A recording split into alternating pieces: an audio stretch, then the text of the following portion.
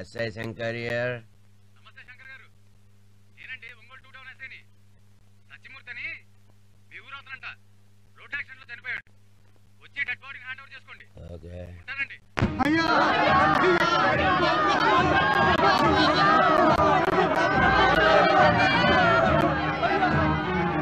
ఆకు పచ్చ సూర్యునివి, చెమట చుక్కల చంద్రునివి, నువ్వే మాకు దిక్కు మొక్కు.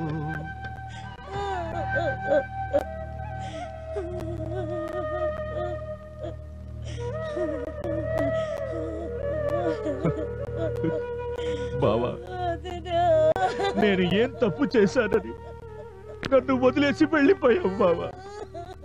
ఇప్పుడు నువ్వు చేసేది తప్పురా అని నాకు చెప్పేదెవరు?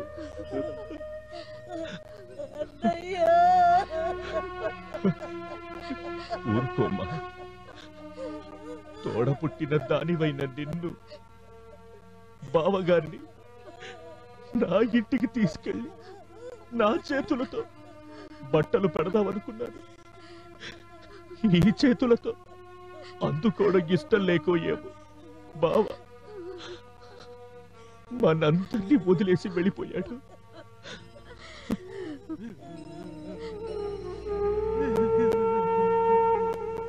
అరే, జరగాల్సిన పనులు చూడు బాబు.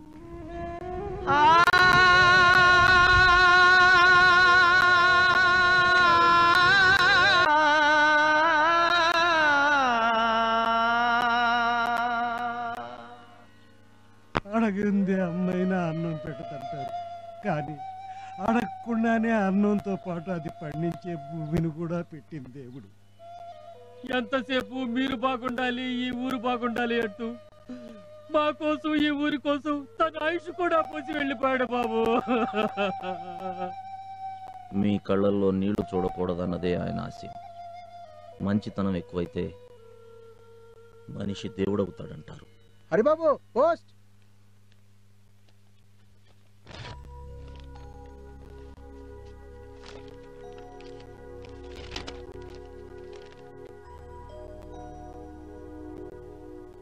ఏంటి బాబది? ఉద్యోగంలో చేరమని ఆర్డర్స్. వెళ్ళండి బాబు, మీరు ఇక్కడే ఉంటే బాగుంటుందన్న ఆలోచన మాకున్నా, మిమ్మల్ని ఆపాలన్న కోరిక మాత్రం మాకు లేదు.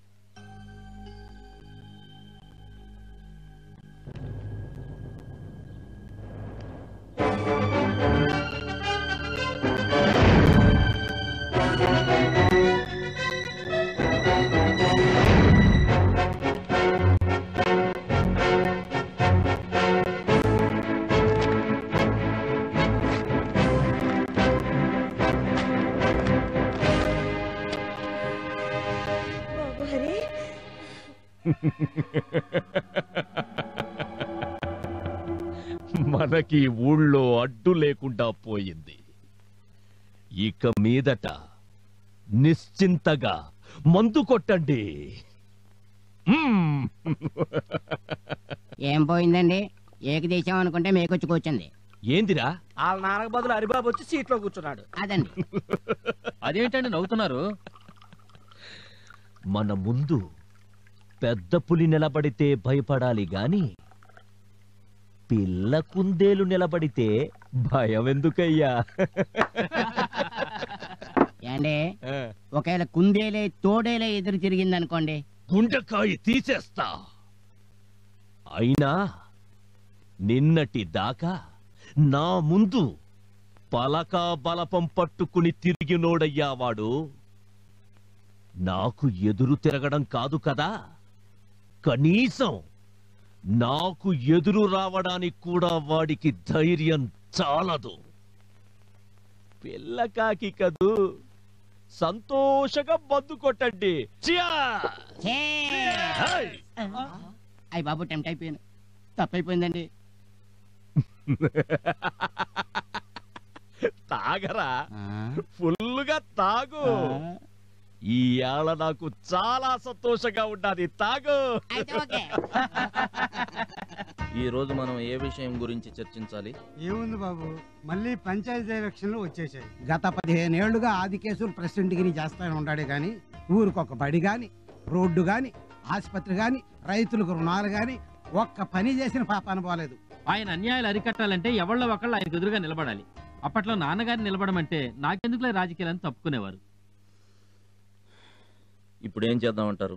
మీరే ఈసారి ఆయనకు పోటీగా నిలబడాలి బాబు. నేనా? అవును బాబు, మీరే ఆయనకి తగిన పోటీ. మీరు నిలబడితే ఊరంతా మీ వెనక నిలబడుతుంది, ఊరు బాగుపడుతుంది. అది కాదు. ఏది కాదు బాబు, మీరు ప్రెసిడెంట్ అయి ఊరికి మంచి చేస్తుంటే పైనున్న నాన్నగారి ఆత్మ శాంతిస్తుంది. కాదనకండి. అవును బాబు, మా ఆశలన్నీ మీ మీదే పెట్టుకున్నాం. అలాగే.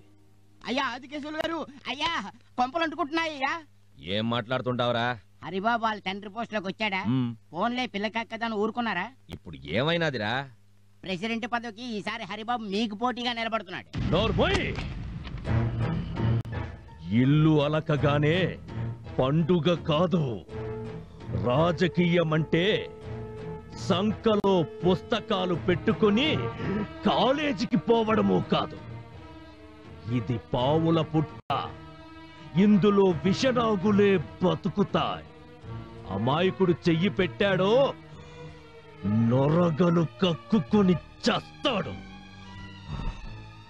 నరసింహ నాయనా, ఆడదానికో పట్టు చీర, మగాడికో పట్టు పంచ, తాగినోనికి తాగినంత ఒక్కోని చేతిలో 500 నోటు పెట్టండి. వాడికి డిపాజిట్ కూడా తక్కడానికి వీల్లేదు. ఇది మన ప్రెస్టేజ్ క్వశ్చన్. నమస్తే. బాబాయ్ నమస్కారం. నమస్తే.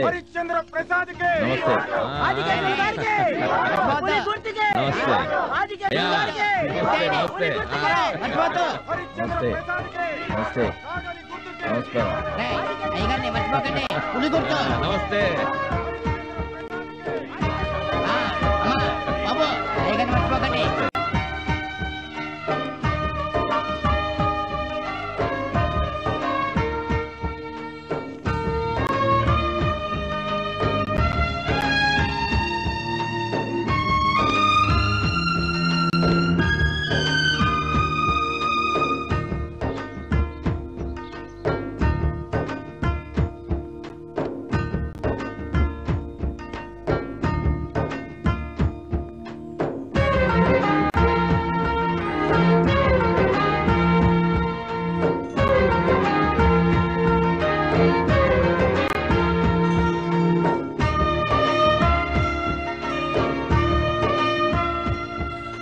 దేవరంపాడు గ్రామ పంచాయతీకి జరిగిన ఎన్నికల్లో వీరపుగడ్డ హరిశ్చంద్ర ప్రసాద్ తమ సమీప అభ్యర్థి కన్నెగంటి ఆదికేశవులపై 2000 ఓట్ల మెజారిటీతో విజయం సాధించారు.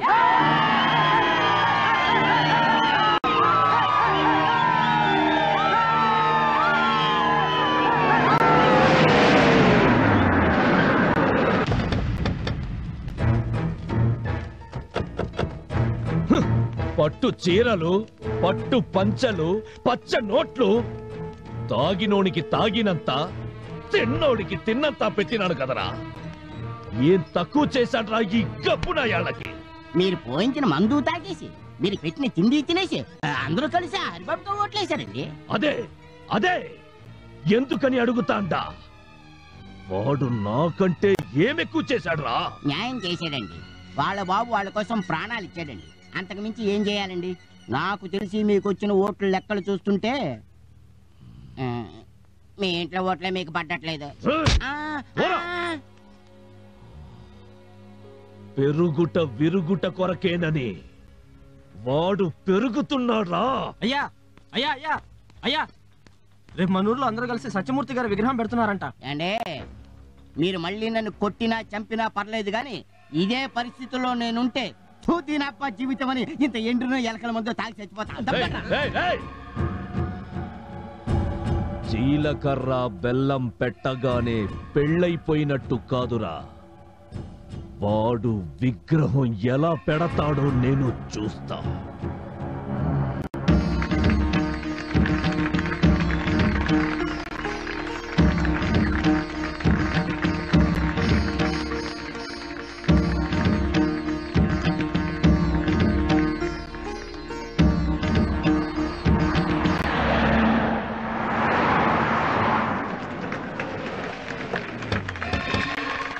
అరే ఎవడు పెట్టమన్నాడ్రా మీ నాయన విగ్రహాన్ని? ఎవని పర్మిషన్ తీసుకున్నావు? ప్రజలు కోరి కావాలనుకునే వాళ్ళ విగ్రహాలకి ఎవరి పర్మిషన్ తీసుకోనక్కర్లేదు. ఆహా, ప్రజలంతా దండాలు పెట్టనీకి మీ నాయనేమన్నా గాంధీనా నెహ్రూనా? అంతకన్నా ఎక్కువేనండి. చలికి వణికేవాడికి దుప్పటిచ్చేవాడు, జ్వరంతో చచ్చేవాడికి ఇంత మందులేసేవాడు, ఆకలితో మాడేవాడికి ఇంత తిండి పెట్టేవాడు, మా అందరి కోసం ప్రాణాలు ఇచ్చినవాడు మాకు గాంధీయేనండి. నా పొలంలో పనిచేసి నేను విసిరే ఎంగిలి మెతుకులు తిని నాకే ఎదురు చెప్తాంటారా? ఆదికేశవులు ప్రజల అమాయకత్వాన్ని ఆసరాగా తీసుకుని వడ్డీలకు వడ్డీలు చక్ర వడ్డీలు రాయించుకొని పేద ప్రజల పొలాలన్నీ తమరి అమ్మాముగుడు సొత్తు కింద జమ చేసుకున్న నువ్వు వీళ్ళ ఎంగిలి కూడు తింటున్నావు. అరవకో, ఆయాసం తప్ప ఏమీ జరగదు. మా నాన్నగారు ప్రజల మనిషి. ఆయన కోసం ఇక్కడ కాదు, అవసరమైతే వాళ్ళ గుండెల్లో కూడా నిలబెడతారు ఆయన విగ్రహాన్ని.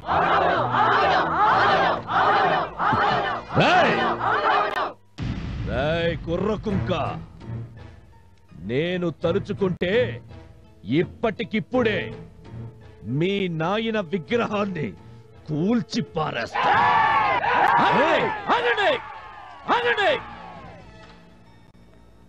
చూసావుగా వాళ్ళ ఆవేశం. ఆయన కోసం ప్రాణాలు ఇవ్వడానికే కాదు, తీయడానికి కూడా సిద్ధంగా ఉన్నారు. యా, వాళ్ళ కళ్ళల్లో కోపం చూస్తూ ఉంటే అన్నంత పని జరిగేలా ఉంది. వెళ్ళిపోవడం బెటరు, పదండి. ఎనిక్కిపోతున్నాను కదా అని ఎదవననుకోబాక. మళ్ళీ ఎదురు పడతా, నీ పని పడతా. నాకెదురు రావటానికి నీ ఎదురు రొమ్ము దమ్ము చాలదు. పోరా.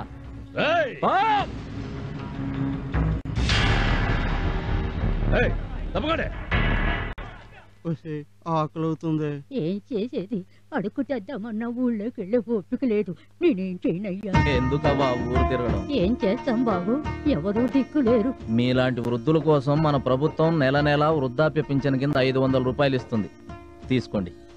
మా బాబాయ్, మీ నాన్నగారి లాగా మా కోసం మీరు కూడా పాటు పడుతున్నారు. మా ఆయుష్ కూడా పోసుకుని నూరేళ్ళు చల్లగా ఉండి బాబు.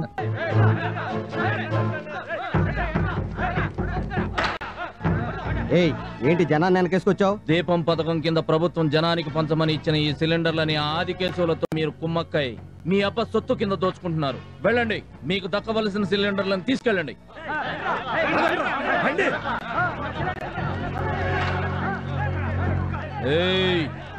ఇక మీ అన్యాయాలు సాగవు.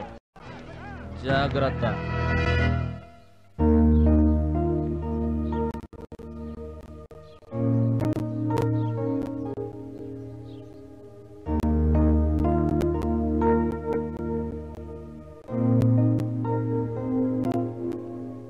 శరభయ్య గారు, సార్, మన ఊళ్ళో వాటర్ ట్యాంక్ గాను ప్రభుత్వం ఇచ్చిన 3,60,000, గత 10 ఏళ్ల క్రితమే బడి కట్టినట్టుగా 4,40,000, వాటర్ షెడ్ పథకం కింద 3 లక్షలు, పత్తి రైతుల కింద 6 లక్షలు, వృద్ధాప్య పింఛన్ కింద 3 లక్షలు, మొత్తం ఆదికేశవులు మింగిన 20 లక్షలకి నాకు 2 రోజుల్లో లెక్కలు చూపించాలని నోటీసులు పంపించండి. అలాగే సార్. చూడండి, తను 2 రోజుల్లో లెక్కలు చూపించని పక్షంలో ఆస్తులు జప్తు చేసైనా సరే సొమ్ము రాబడతామని రాసి మరీ పంపండి. సరే సార్.